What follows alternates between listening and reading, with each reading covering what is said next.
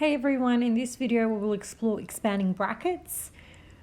So in order to expand brackets, we first of all need to know what like terms are. So like terms are terms that could be collected, so they can be added or subtracted. So for example, 3x and 4x are like terms because they both have x. Minus 2xy and 4xy are like terms, so these are like terms. I'm going to put a tick next to it. However, 3x and minus 2xy are not like terms because there's x in both of them, but there's this additional y, therefore they're not like terms. Now, before we get into expanding brackets, there's another concept that we need to quickly go through, and that's what happens to signs when we multiply. So when we have a positive number and we multiply another positive number, the outcome is always going to be a positive number. So that's like 2 times 4 and the outcome is going to be 8, and that's positive. Now if we have a negative number times by a positive, or a positive times by a negative, remember multiplication order doesn't matter, the outcome is always going to be negative. So for example, if I have minus 2 times 4, or 4 times minus 2, I'm going to end up with minus 8. So the outcome is always negative.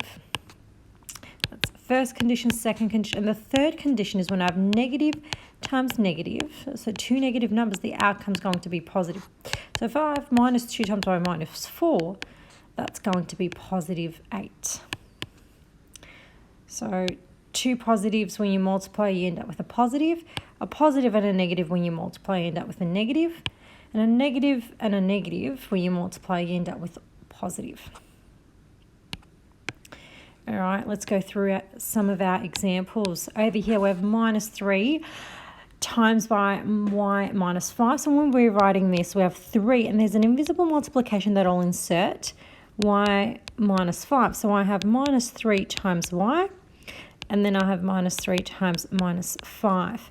So I'm going to do the signs first. Negative, and the sign of y is positive. So negative and a positive gives me negative, and 3 times y gives me 3y. And over here I have negative and a negative. We know that gives us positive. 3 times 5, that gives us 15. This is my expanded form. All right, over here I have 2y. Again, I'm going to write 2y multiply 1 minus y. So that's going to be 2y times by 1 plus, because the sign of 2y is positive, 2y times minus y. So I have 2y times 1, that gives me 2y. Over here I have positive times negative, I end up with negative. 2y times y gives me 2y squared. Remember, if I have x times x, I end up with x squared. If I have y times y, I end up with y squared. If I have y times y times y, I end up with y to the power of 3, because I have 3 y's. All right, over here I have 2 over 7 times by 14x plus 3. So 2 over 7 times by 14x. Plus 2 over 7 times by 3. Well, 2 times 14 is 28 over 7x. Plus 2 times 3 is 6 over 7. So 28 divided by 7 is 4x plus 6 over 7. So that's my final answer. All right, next up over here I have n times 2n minus 1. And I have minus n times by 3 minus n. So n times 2n, again the sign of n is positive, so plus n times minus 1. Over here I have minus n times by 3, and again I have minus n times by minus n. So n times 2n gives me 2n squared. Positive and negative gives me negative. I have negative n. Negative times positive, again I have minus 3n. And negative times negative is positive, and I have n squared. I'm going to rewrite these so that like terms are next to one another. So I have 2n squared plus n squared minus n minus 3n. So I have 2n squared and n squared, so in total I have 3n squareds. And over here I have minus 4n. All right, I have 2x minus 1 and 3x plus 5. I'm going to use the FOIL method So first, outer, inner, last. So 2x times 3x, so that's 2x times 3x. That's my first. Then I have my outer, so that's going to be plus 2x times by 5. Now my inner, so I have minus 1 times by 3x. And I have my last, so minus 1 times by 5. So 2 times 3 is 6. And I have x squared. I have 2 times 5, that's 10x. Minus and positive gives me negative. Minus 1 times 3, so I have minus 3x and end up with minus 5. Again, I'm going to collect my like terms. So I have 6x squared. 10x minus 3x gives me plus 7x minus 5. All right. Over here I have 2. I'm going to deal with the 2 at the end. You can deal with 2 first, but I'm going to choose to deal with it at the end. Again, I'm going to use my FOIL method. I'm going to do first, so x times x.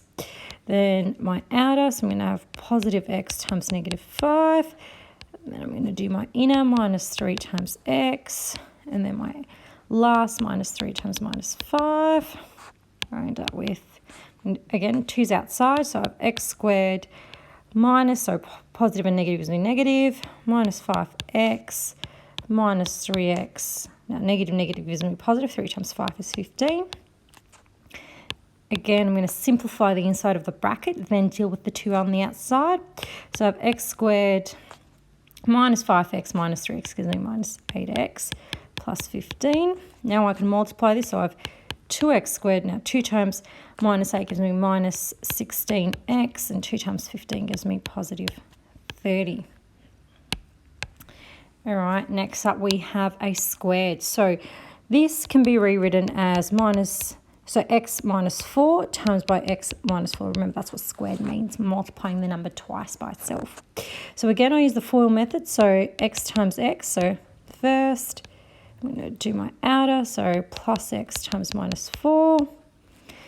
And now I have minus 4 times x, and my last minus 4 times minus 4. So I have x squared, positive and negative gives me negative, so I have negative 4x, negative 4x, negative and negative gives me positive, so positive 16. So I have x squared, now I have minus 4x, that gives me minus 8x plus 16. All right, let's have a look at this one over here. Now I have the 2 similar brackets. The difference is the sign, one's positive, one's negative. Again, I'm using my FOIL method, so I have 2x times 2x. Then I have plus 2x times minus 1. And my inner, I have positive 1 times by 2x. And my last, which is positive 1 times negative 1. However, we have 2 times 2 is 4x squared. Positive and negative gives me negative 2x. They're both positive, so I have positive 2x, and over here I have negative 1. Now, the insides, minus 2x plus 2x gives me 0, so I end up with 4x squared minus 1. So this happens when you have 2 identical brackets, but the sign in the middle is different. So I could have 3a minus 4, and I could have 3a plus 4. So I'll end up with 3a times 3a, that's going to be 9a squared, and negative 4 times 4, that's going to be minus 16. So the middle 2 numbers are actually going to cancel one another out. So there's going to be a plus 12a minus 12a, and that's going to cancel out. That's just a shortcut method if you don't want to continue using the FOIL method. All right, over here, this is an extension question. So we're going to take this step by step. We're going to use a FOIL method, so I'm going to have x times x over here. Then I'm going to have x times 4, so that's going to be plus x times 4. Then I'm going to have plus 2 times x, and I'm going to have plus 2 times 4. Now I have negative here. I'm going to keep negative on the outside. I'm going to do a large bracket, so I'm going to do x times x. That's my first one. I'm going to do x times minus 5. I'm going to do 2 times x, well, negative 2 times x, and then I'm going to do negative 2 times negative 5. All right, over here I have x squared plus 4x plus 2x plus 8. Keep my negative outside. I'm going to have x squared minus 5x minus 2x plus 10. Collect my like terms before I expand the bracket. So 4x plus 2x gives me 6x plus 8. And over here I have x squared minus 7x plus 10. I will now expand the bracket. So I'm going to copy down the first section. And everything is going to swap signs because remember there's an invisible multiplication. So I'm going to have minus x squared, positive 7x, minus 10. Again, I'm going to collect my like terms. So I'm going to do x squared minus x squared. So write these two together. I'm going to write plus 6x plus 7x. Remember to bring the sign along with it. And 8 minus 10. So these two cancel out. I end up with 13x minus 2 as my final answer.